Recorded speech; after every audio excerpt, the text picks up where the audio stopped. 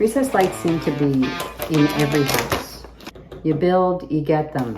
It's like a potato. You don't ask for it, it just comes with the meal. If it's gonna come with the meal, let's get the kind of potato that you want. When you look at recessed lighting, this one, for example, is a good layout. These lights are set to be over the countertop, hitting all the work areas. So that's a good example of a well laid out recessed plan. This is not so great because you see the recessed lights are running right down, lighting the path, which I recommend sometimes. Not here. These lights should be tucked back so that they're highlighting the work area. Them floating out here like that is no good. And you can see that's a wafer light back there. You see how that's glowing on the ceiling? Versus these lights, which are recessed cans and don't give that glow to the ceiling and shoot the light where it's supposed to be. What other sources of light do you have in the room? For instance, in this kitchen, I got tons of windows, a door. I've got another door that they're all bringing light into the room. And I have two sconces back here, you can see. Those are other sources of light. If you have a sun tunnel, if you have a skylight, if you have other ways that light is being brought into the room, under cabinet lighting, those are other sources. Make a list of them. And then we find the holes and we fill it in with recessed lighting. You have to figure out what the purpose of the lights is gonna be. Is it gonna be for task lighting? Am I gonna be working at the counter? Then I want this light on me to hit the countertop. Figure out what you're gonna use the lights for. Whether they're gonna be task lights, hit the countertop where you're working, ambient lights and generally light the area or light a certain spot, or whether they're gonna be accent lights and they're under counter. We figured out what we're gonna use them for. Then we have to lay them out. When we lay them out, imagine yourself in the space. So if I'm standing here, I don't want a light straight above me because it's gonna hit the top of my head and put me in shadows all the time. So I want a light that's gonna be further in front of me, that's gonna hit the surface where I'm working, that's gonna highlight what I'm working on. Now over here you can see this is a low voltage. So that's a halogen bulb and it's hitting right here on the countertop.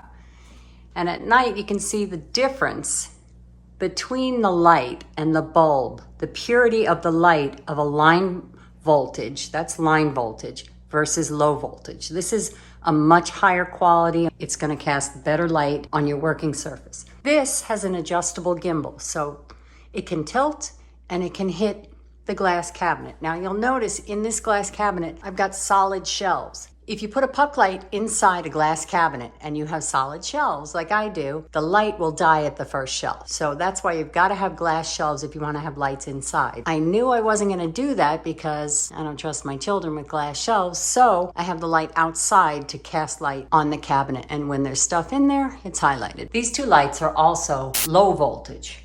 So you can see they cast light on the sink and the work area around it. If it's a path, then you're gonna highlight the path. If it's artwork, you're gonna highlight the art. Whatever the job is of that light, figure that out. And then you can choose the style of hi-hat you want, or recessed light, or can, pot light, whatever you wanna call it. What it looks like, the trim kit, the color. Now I've climbed up here on this countertop to show you this. You see this? This is called the baffle. And these rings around it soften the light. It's a diffusion technique. The size and spread of the bulb and the temperature of the bulb, because those things, if it's a very high ceiling and you have a very big spread, it's just gonna cast general light if you use that kind of bulb. If you get a more direct bulb, it'll cast light in exactly the spot you want it. So you want to think about all those different things and where the next light is. If you have a recessed light that has a really tight spread and the next one is 5 or 6 feet away, you might not be getting enough light, or what you'll get is pools of light. You'll see that a lot with the really small ones. That's why you have to use a lot of them. Draw them out on the plans. And so I've done that. When you want to lay out your lights, it's a good idea to take out your kitchen plan or your architectural plans and take a look at the space and the different pieces of furniture, kitchen island, appliances that are going to be in the space so that you can properly lay out the recessed lights. So the first thing we want to look at is the flow. So we see a back door, we've got an entrance here, and we've got an entrance to the pantry. We've got fridge, stove, sink, and a prep sink, and a two-tiered island. We want to think about the different places we're going to have light. So when we take a look at this kitchen, first thing we want to do is lay out the sources of light that we know are going in there. So I've got 2 pendant lights over the island. I've got some under counter lights here and over here, and then there's light underneath the hood. So those are 3 sources that I know are going on in the room without me adding a single recessed light. Next up, grab one of these circles and drop it where you want it. So I know I want to light the path. I'm going to start with this part because that's easy. So just add one, add another. Boom. That's done. Move them around and play with them until you get a layout that you feel like all the areas are covered. This is what we ended up with. We've got the 3 lights that light the path. We've got the 2 lights over the sink and the 2 low voltage lights over the counter. And then we've got these 4 ambient lights, 2 pendants, and the under counter lights. Boom, done. It's very simple. Put the little dots in. Do they look right? Imagine yourself in the space. Those are all things you have to decide, or your contractor has to decide. But you want to know about that because you're paying for them. Make sure you know the lingo, because when you get a bid, then you know what's in it. If it says low voltage, IC housing, that's way more expensive than line voltage, non-IC housing.